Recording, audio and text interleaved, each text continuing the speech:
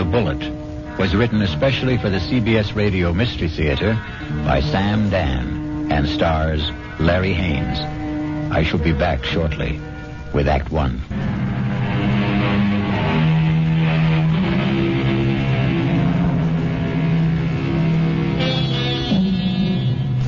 It's a quiet little bar, Paddy Noonan's, and Jerry Price stops there every evening on his way home from work. He's not looking for anything special in the way of atmosphere, adventure, companionship, and he has no intention of getting drunk. Just a couple of beers, perhaps, to bridge a busy day, to ease the fatigue, the strain on his nerves.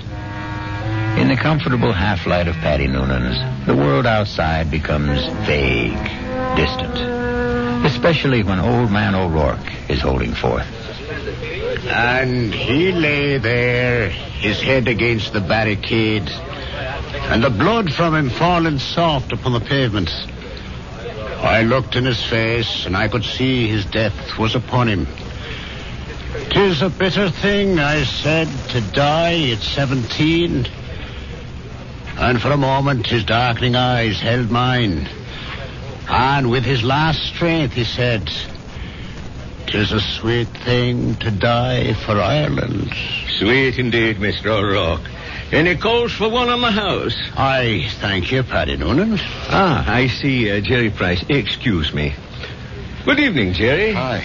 I didn't notice you come in. Well, when Old Man O'Rourke's in form, you don't see anybody, Paddy. The old man there, he carries his war. I know I carry mine. You ever think of yours, Jerry? No, never. Never? No. The day I came home from Vietnam, I put away the uniform. I also put away everything that went with it. The army, the war, like a snake sheds his skin.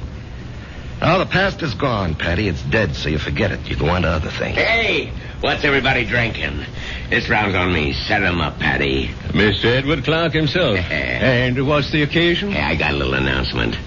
Guess what the old lady tells me this morning?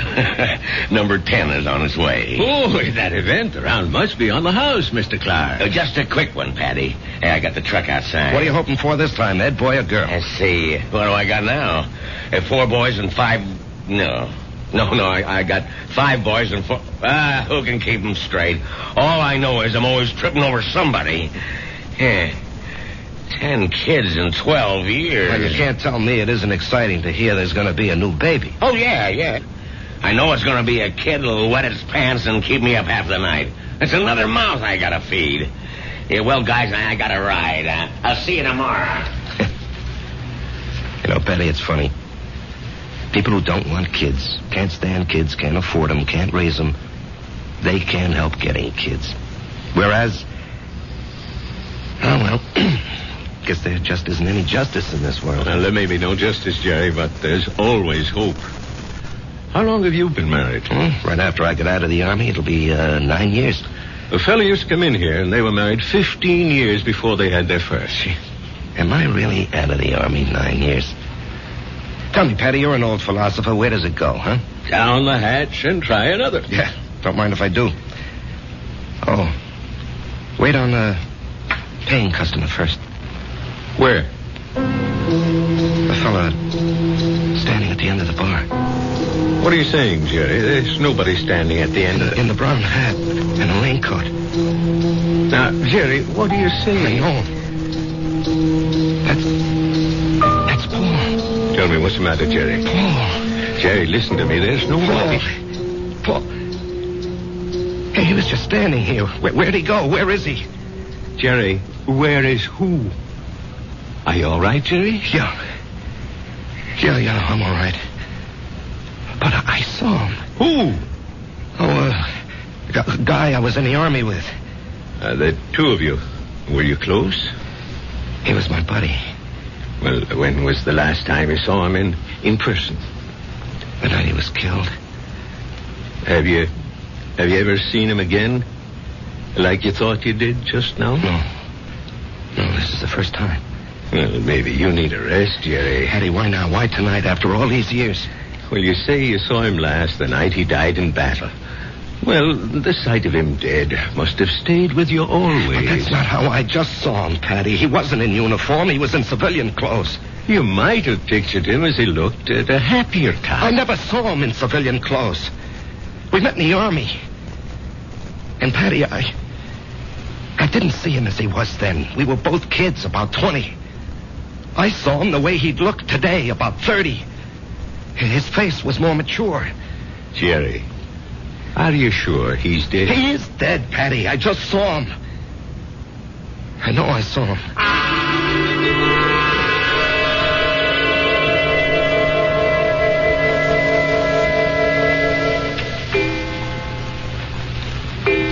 Jerry, it's after midnight. Oh, I'm not finished, honey. I got to clean up these reports, Marge. Honey, a new rule has just been passed in this house. All paperwork shall be done in the daytime. Marge, I have to call on customers. Be reasonable, huh? Am I the kind of wife who makes idle criticism? No, indeed. Constructive suggestions, that's my motto. Northeast Distributors can solve all your paperwork problems by hiring a girl. Honey, I'm lucky to have the job. No, Jerry. You're not lucky. They're lucky. Well, everybody knows you're a terrific salesman. Well, you could get another job tomorrow. More money, less headache. Honey, I couldn't walk out on Joe Keller. Why not? Well, I'll never forget what that man did for me. I came home from the army, a kid with no experience. I needed a job. He took a chance with me. Now he needs me. Oh. Well, I'm just worried about you, Jerry. You look so tired all the time. No, I'm in great shape. Will you go see Doc Steiner? I did, today. Oh, well, it's about time. You needed a checkup. Well, I didn't just go for the checkup, honey. I went for the other thing. Oh, Jerry. Well, he said some people, men, well, they're okay in every way, but it just doesn't work out for them. Jerry, it's all right. No, honey. It's all my fault. Oh, honey. It's just unlikely there can never be any kids. He said unlikely. What he meant was impossible. We've got each other. Yeah. If only you didn't want a child so badly. Now we'll definitely think about adopting. Okay? Yeah, okay. Sometimes that works out even better. Come on, honey. Let me see you smile. Marge, I don't know what I'd do without you. Oh, that makes us even. I don't know what I'd do without you. Come on, get to bed. Yeah, I'll just have a cigarette, huh? Honey, why'd you turn on the music? To make sure you don't try to sneak in some work. I know you can't concentrate with the music going. I'll just be a couple of minutes, honey.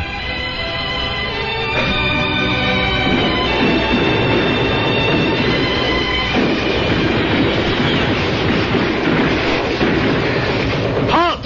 Let's hear that password. Paul, is that you? Jerry. Hey, climb down the hole, make yourself at home. Man, I'm so beat I can't even remember the password. That's all right. I don't even know what it is. Got a cigarette? What'd they want back at the CP, Jerry? Patrol. You going? Yep. But you went out yesterday. Well, maybe I better write to my congressman, huh? I don't have any more cigarettes. Here, finish this one. Paul, I don't know if I can go out again. We're being relieved tomorrow. We were promised a rest. I just don't know if I can go out again. But you ain't going out, Jerry. Didn't you hear? I'm going. Oh, no. I'll say you and I made a trade. No, Paul, I can't let some other guy but do... I'm not some other guy. I'm your buddy. What's the matter, Jerry? You never did it for me.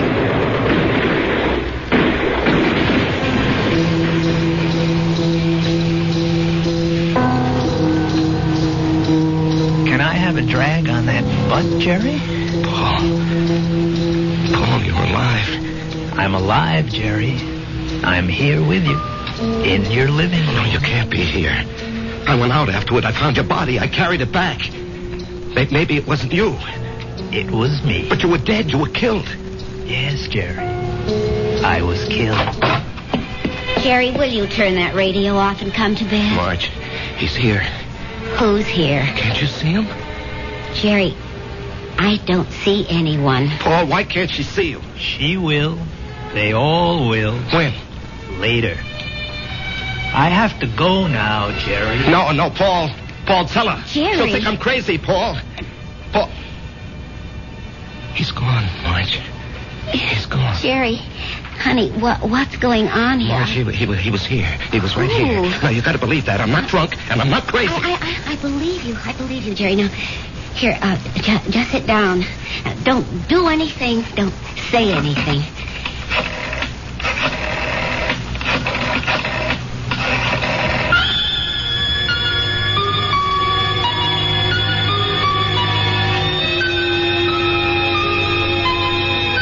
And we know who she's calling.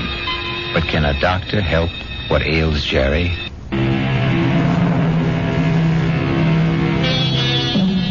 And now, Act 2 of The Bullet. Let us trace the path of the bullet. We have a worried Marge, a concerned Dr. Steiner, and a distracted Jerry. Tell me about this man, Paul, you called him Jerry. I said we were buddies, Doctor. That tells it all. Jerry, please don't be so hostile. Dr. Steiner's only trying to help. You were buddies. You came back alive and he didn't. Yo. There's an extensive medical literature on the subject. Oh, I'm sure there is. Jerry. I'm not being hostile, Marge. I know I saw him. Of course you saw him. Well, finally. But that doesn't mean he was there. You see, Jerry, the death of a wartime comrade remains an eternal reproach. All who survive are sentenced forever to feelings of guilt. No. Doctor, the wars are fought by kids in foxholes. The literature is written by doctors and officers. That's hardly fair, Jerry. I'm the authority on war, Doctor, because I was a kid in a foxhole, and I don't feel guilty about my buddy. You don't? No. Tell me why. No, you wouldn't believe it. Try me. All right. You see, there's a bullet, and it's designed especially for you. And if it's your bullet, it'll find you no matter where you are. You can't evade it, you can't avoid it. It was meant for you. It was meant to be. You and the bullet. Both of you were dust, originally. You were dust because the Bible says so. And the bullet was also just dust in the ground. Well, that bullet was mined and refined and cast into metal. It was shaped into a slug and joined with a shell. It was one of billions of bullets, but it was yours. All yours. And at the right time, there'd be a tremendous explosion of gases in a narrow chamber. And the bullet would be torn loose from the shell case and spun around the grooves of a gun barrel and hurled through space. This is the bullet you don't hear. You don't hear it, Doctor. You don't hear it whine past your ear or ping off a rock or thwack against a tree. That's because it's your very own bullet. It's coming to meet you, or you're going to meet it. It's been arranged. You see? It's an appointment that can never be broken. The dust that had become the bullet would encounter the dust that had become you. And after a while, both of you would become dust once again and return to the ground. Your original home. Jerry, I know you're overworked, you're overwrought, you're overtired. I keep telling him to slow down. Okay. I know I'm under a strain. I know I'm working too hard, but what can I do? Jerry, try to understand. Right now, you're having what is popularly known as a nervous breakdown. This alleged visitor from another world. I say he's an illusion. I say you have subconscious feelings about him which you're not aware of. And I say they burst through because of heavy pressure on your nervous system. Yeah, I knew you'd say that. Prove me wrong. How? Go away.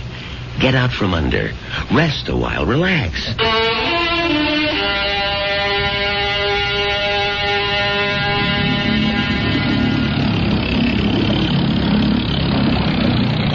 Oh, honey, this looks like a good spot. You want to stop here and try for some fish? Well, Marge, I think I'd like to go back and play 9 holes this afternoon. Great. I need more practice with my irons. Honey, you know, you've been getting a lot of sun. Maybe you better take it easy for a few hours, huh? And besides, you have an appointment with, what's that name? Biscayne Appliances. See, Jerry, I wasn't sleeping when you called that number this morning. Now, Marge, I've been good all month. I was just getting restless, that's all. Look, they're a big chain down here. If I can open them up, I'll justify the trip. Justify? To whom? Why do you have to justify anything? Isn't your health important enough? Honey, Joe Keller was very nice about it. Joe Keller had no choice. Marge. Honey, Steiner was right. I was beat. I don't know how I managed to drag myself along. So I did the right thing. I chucked it all. Now I'm fit, see? I never felt better in my life, and I'm raring to go. Great.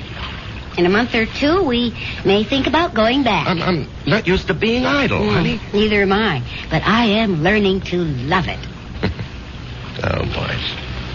Why didn't I meet you when I was young? Young? Jerry, you weren't even 21. No, I was already made when we met. I had already become what I was going to be. You know, I've got a certain amount of ability. A tremendous amount, Jerry. But I'm not confident, honey. I doubt myself. I guess I didn't have very much encouragement when I was a kid. You know, my brother was a great athlete. My sister was a great beauty. I was kind of clumsy and funny looking. Anyway, Frank and Alice were sent to college. When my turn came, the money had run out. Or maybe they thought I wasn't worth the effort. That's why I enlisted when I was 18. I had to get away from the house and my father. There was no place else to go. You never told me this, honey. I decided if I ever had a kid, I'd never make jokes at his expense or tear him down in any way. I know how these things cut inside where it doesn't show. I would do everything to build him up and give him confidence.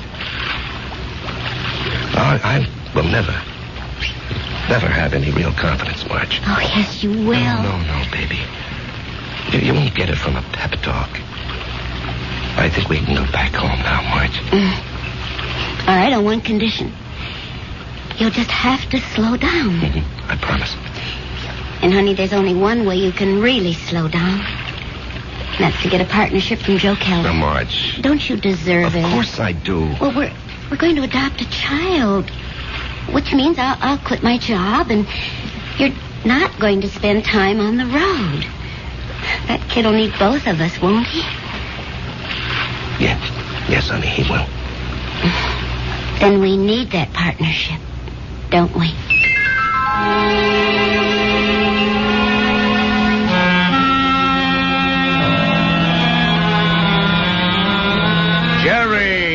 Jerry, baby. You look like $1 million. Less 2% for cash, of course. Yeah, Joe. Hold it. Ramona, no calls. I'm in a meeting. I can't be disturbed. Well, anyhow, Joe, hello. I want you to take it easy for a while, you hear? Yeah, I'm ready for action, Joe. Oh, you think you're ready. Now, listen. I know you had a lot of expenses. I want you to take this little check. It's only $500. I'm strapped for cash this way. I had to pop for a whole new computer setup. But anyway, I decided to increase your bonus to 5%.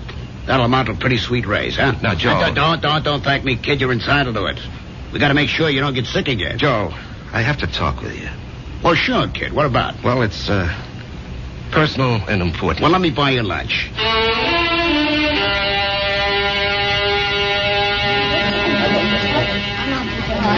Well, Jerry, what are we going to talk about? I'm fresh out of polite conversation. Joe,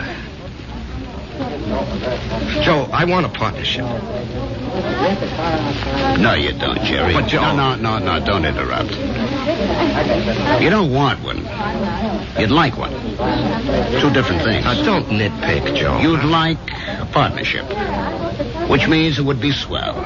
Great if you had it. But want is something else. It means lack. It means need. I know you'd like to own a business, but you're not cut out to be an owner. Why? Because an owner is an officer. And in your heart, you'll always be an enlisted man. Tell me, could you ever fire a guy because you could get someone else cheaper? If an old customer, a good friend, was getting slow paying bills, could you cut him off? Thousands of guys like you go bankrupt every year. You're nice, sweet, big-hearted. But you don't have the guts business needs. Well, I'd like to remind you of the volume I sell. I know it to the penny, Jerry, and you're well paid for it. Well, I'm worth more now. You are. You got a sweet raise this morning. Joe, don't think I'm not grateful. You gave me my first break. But I think I can do better elsewhere. Where? Anywhere. Consolidated, Freeman and Singer. Should I go down the list? Oh, they'd love to have you, Jerry. What'll they pay? They handle the nationally advertised brands. What'd you be there? Glorified order taker? They don't need your full selling ability, so they don't have to pay you full price for it. Sure, with me, you push out all the schlock. It's rough, but you get top dollar. There's 20 outfits like mine. They grab you tomorrow, but where's the improvement? They won't pay you more. At least here, you got 9 years equity in a pension plan. You and me are used to each other. Besides, I really like you. Yeah. Sometimes I feel like a father to you, Jerry. It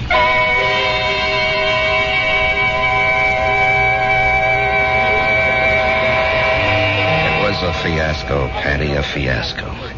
And how do I break it to Marge? Oh, what's it all about, Jerry? Well, at least I don't have to put up with Ed Clark tonight. I think I'd punch him right in the mouth. We'll be deprived of his wonderful company the next 2 weeks. He's tooling that trailer into the southwest. Hello, Jerry. What? Patty. Patty, is someone standing behind me? No, Jerry. Paul, will you tell me why? I'll tell you everything, Jerry. When? Soon. I think maybe tonight. Paul, why do you keep popping in like this? I don't know, buddy. I can't control that. Yeah, but Paul. Patty, don't you see anyone? No, Jerry. You didn't hear anyone talking to me either. No. Patty, do you think I'm crazy? Well, maybe you should see a doctor. I saw a doctor. Well, how about one of them psychiatrist fellas?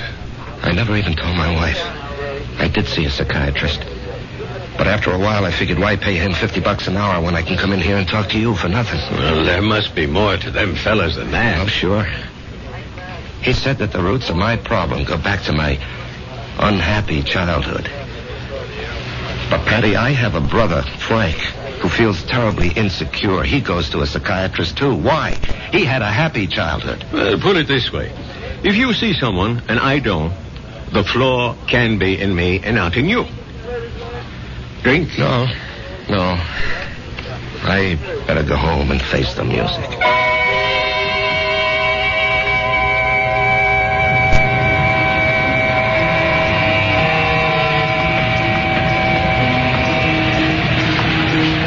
Jerry? What? Let's go someplace and talk. Where? Let's go to the parking lot. Sit in your car. It's cold. That won't bother you, will it? Not yet. Turn the heater on for yourself. When will everyone else be able to see you, Paul? In 2 weeks. Oh, that's great. No, it ain't. Why not? Because you'll be dead.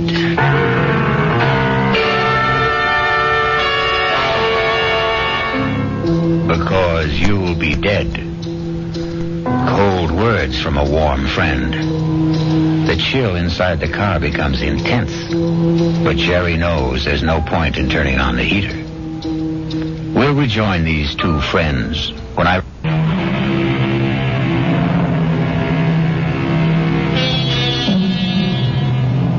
And now we return to the final act of The Bullet and a reunion of two war buddies who haven't seen each other in almost 9 years.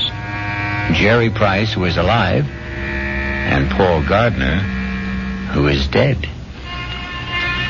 The heater in this car doesn't do much good. You're shivering. Why am I going to be dead, Paul? Remember the night I went out on the patrol? Yeah, I'll remember that night as long as I live. I completed my job. I was headed back. And then I felt something smash against my head. And I knew I just met the bullet. You know, the bullet we used to talk about? I bet you don't remember. No, I remember. I felt it slam into me. And then I didn't know anything anymore. Yeah, well, when the guys told me, I went out to get you, Paul. Yeah, I might have known you would. 1 minute, I was moving through a rice paddy.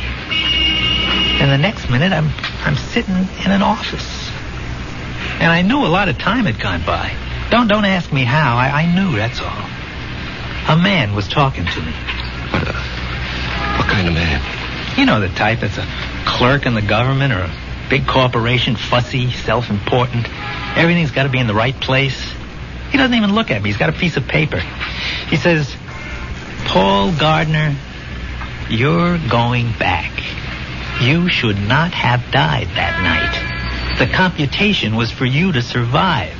The plan was for you to marry a girl named Marjorie Stone. I married Marjorie Stone. Yeah. I told the guy, I want no part of it. And he gives me a look, this clerk does, like he couldn't care less about me or you or anybody else. And he says, come with me. He leads me to a door. It opens. And all I can hear is a hum and a clicking. And all I can see is a computer. I mean, there's no end to the thing. That's all you can see is computer. And he says, there it is, friend. City Hall. Go fight it. By this time, I'm shaking. That machine scared the pants off me. You couldn't see the top nor the bottom of it. There was no end to it, just a machine, wherever the eye could see. Well, then what happened? This clerk, he tells me there's a plan. A capital P plan. It calls for me to come home. Not you. Yeah, well, maybe that's fair, Paul. You were always the better man. No. You got more on the ball. You never got a break, that's all. I had the chance to go to school, become somebody. I could have gone into the old man's business, become the biggest hardware dealer in Atlanta. You and me.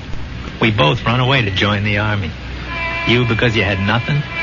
Me because I had everything. But why are you coming back? Because Marge and I are supposed to have a boy. A certain kind of a boy. He'll grow up, I don't know, discover something, create something, or be somebody the world needs real bad. They wouldn't tell me what. Anyhow, 40, 50 years from now, he has to be here. And of all the millions of men and women, he could only be born to me and Marge. When am I leaving? I told you. In 2 weeks. How? 9 o'clock at night. A trailer truck will go past Patty Noonan's saloon. Just as you're crossing the street. Why does it have to be like that? Because you don't know how careful these things are figured. You could get killed a million ways. But the plan calls for a truck driven by a guy named Ed Clark. Oh, yeah, I know Ed Clark. He doesn't have a good record, so it'll be easy to prove he's a careless driver. He works for a big outfit, so Marge will have a good settlement. But why? I still don't understand. She'll need the money. You see, I won't be a good father. Not as good as you, for sure. Oh, I'll love the kid. I'll love Marge, but I won't be there a lot. You know me. I have to keep moving. But if you know how important it is for the kid... I won't know. Once I'm alive, I won't remember any of this. And you say it's all figured out, maybe not.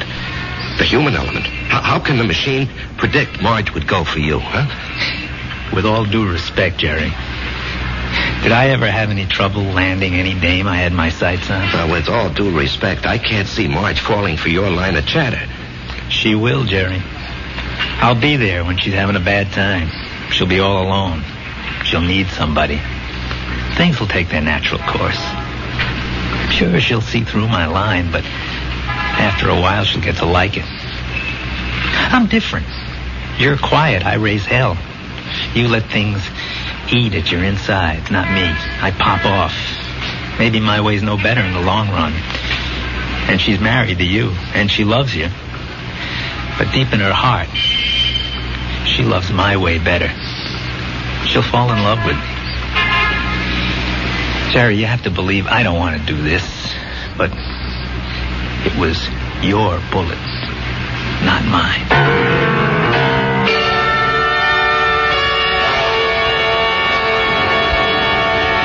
Jerry? What are you thinking about? Oh, the guy downstate wants to cancel a carload of refrigerators, so I'm figuring an approach. Didn't we agree we'll work at home? Yeah, well, honey, this is just thinking. Did you talk to Joe Keller about the partnership? Yeah. And? He said no. Did you give him notice? No, he gave me a raise. Oh. Okay. Marge. Why don't you mix us a drink? Honey, aren't you going to say anything? Mm-hmm. Don't put in too much ice. Marge, please, you don't understand. I understand. I married a certain kind of man. And you're stuck with him? No. I'll stick by him. Because I love him. Would you have wanted a guy who'd barge into Joe Keller's office and say, Joe, either give me half the joint or I'll open up across the street and run you out of business? Oh, come on, Answer me, Jerry. Marge. I have to know. Well, maybe I did. Why didn't you marry him? He never showed up. So you settled for me. That's what's known as falling in love. Come on, honey, take me to the movies. No, I don't want to take you to the movies. Let's go downtown and see a play. But that's a lot of money. Are you going to worry about money? Now, and look, this weekend, would you like to fly out to, say, Snow Valley and ski? Yeah, or how about Las Vegas, huh? Jerry, what's gotten into you? Honey, we're going to have 2 weeks of the most fantastic fun. Why 2 weeks? Oh, what's so special? You? Me? I just want to spend the rest of my life having a ball with you.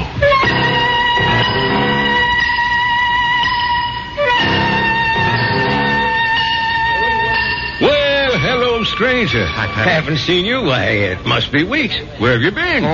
Giving Marge a good time. Well, I must say, it's done wonders for you. You look so calm. Do I? Do you ever see the little guy who wasn't there? No. Well, that's good. Let's drink to it. Jerry, if I'm not being forward, what did he want from you? You wouldn't believe it, Patty. Do you believe it? Well, I just dropped in to say hello, Patty, and goodbye. Jerry, Yeah? something's the matter with you. Well, I understand Ed Clark is due back here tonight. I don't want to run into him. I just don't want to talk to him. Well, if that's how you feel, I'll buy him from the joint. Now, Jerry, something's wrong with you. No, nothing, Patty. Now, look, I'm an old soldier, Jerry. I can tell. No, it's really nothing. Really, is it? No, Jerry, you got a look on your face. What kind of look? I've seen it before in the war. I've seen it on men who go out on the impossible mission.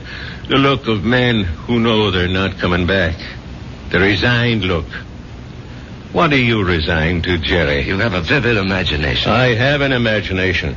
Jerry, whatever it is, don't be resigned to it. Fight it. You can't fight City. I knew it. You're in a fight, Jerry. Well, you can fight anybody. You're an ex-combat soldier, and you weren't afraid of anything. When you were out there, you faced up to death, hunger, despair. What happened to you, Jerry? Where did you lose it? Face up to it now. Whoever he is, spit in his eye. Patty, I can't do anything. Jerry, I'm going to throw you out of here for your own good.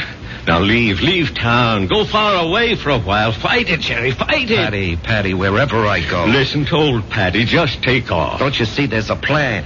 Who cares? Put up a fight. Why are you so upset, Patty, huh? I don't know. But listen to me. Fight now. Now get out of here.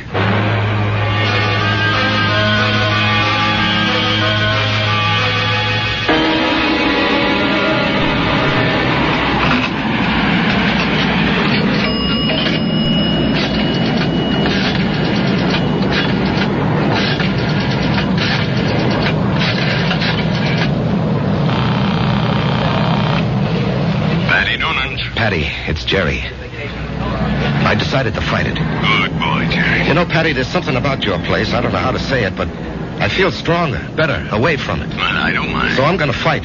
What have I got to lose, huh? Why should I do what he tells me? Why should I believe him? I don't know what it is, but I agree. I'll see you around, Patty. Universal Airlines, flight number 3 for Los Angeles and Mexico City, now boarding at gate 17.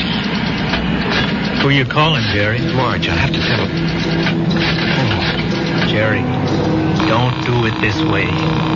There'll be 100 other people on that plane. Do it the way it has to be done. Paul, I have to fight you. Why? Because it isn't fair. Was it fair for me to stop your bullet? Come on, Jerry. Ed Clark will be tooling by Patty's in less than an hour. Paul, I don't know if I have the nerve. I'll help you, buddy. I'll help you. Come on. Hello? Hello?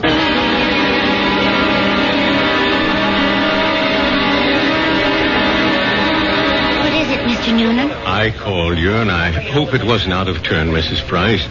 It's about Jerry. What about Jerry? He's sitting back there in the booth. Now, wait. Don't go to him yet. He's in trouble. Well, it can't be. We've had such a glorious 2 weeks. He's in trouble. Well, what kind of trouble? I don't know.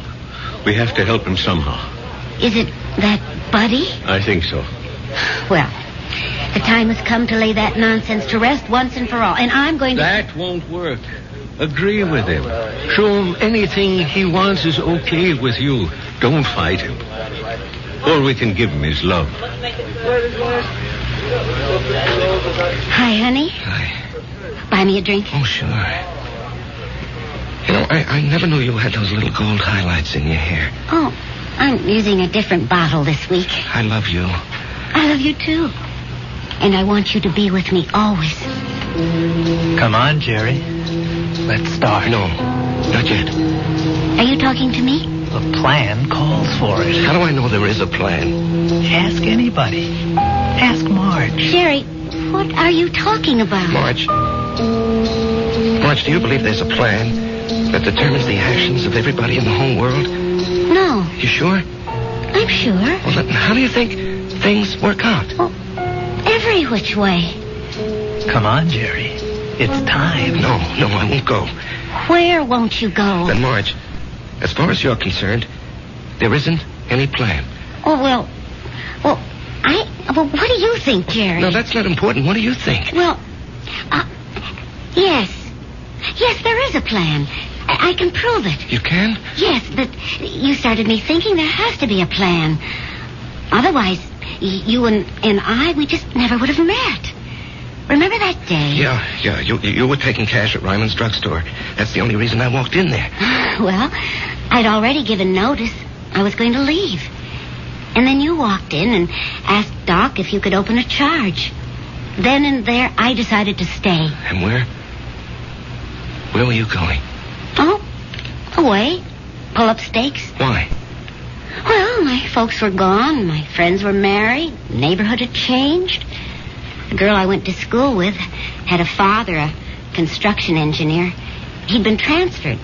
Well, she took a job in his new office, and she wrote and said she found a nice crowd. They needed secretaries down there. She could fix it up. Well, why not? I was set to go. But it was not to be. You came wandering into Ryman's. Obviously, there's a master plan that rules our lives. And where was this wonderful place you almost went to? Atlanta. Atlanta? Oh, what's so remarkable about that, Jerry? It was definite you were going? Oh, sure. And only because you met me.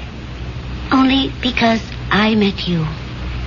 Otherwise, I'd have gone to Atlanta and married a southern millionaire. But evidently something had been planned for me. Aren't you flattered? I met you, and it changed my whole life.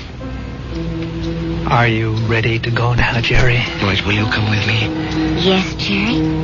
Where do you want to go? Well, I have to do something. I'll come with you. No, wait here, darling, please.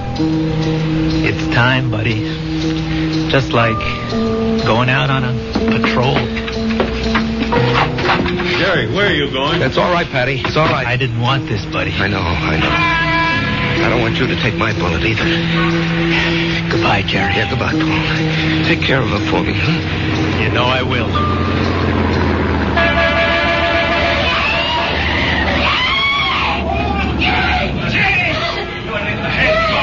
Call the police! Get an ambulance! Oh, Jerry.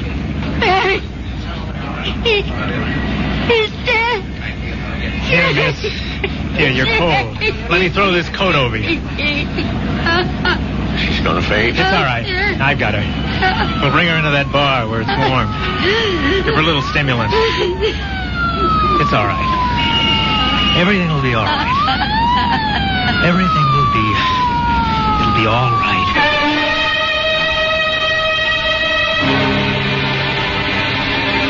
So many people preface what they believe with, "It is written." It is written in the stars. It is written on the wind. And for so many like Jerry, it is written on the bullet. I'll be back shortly.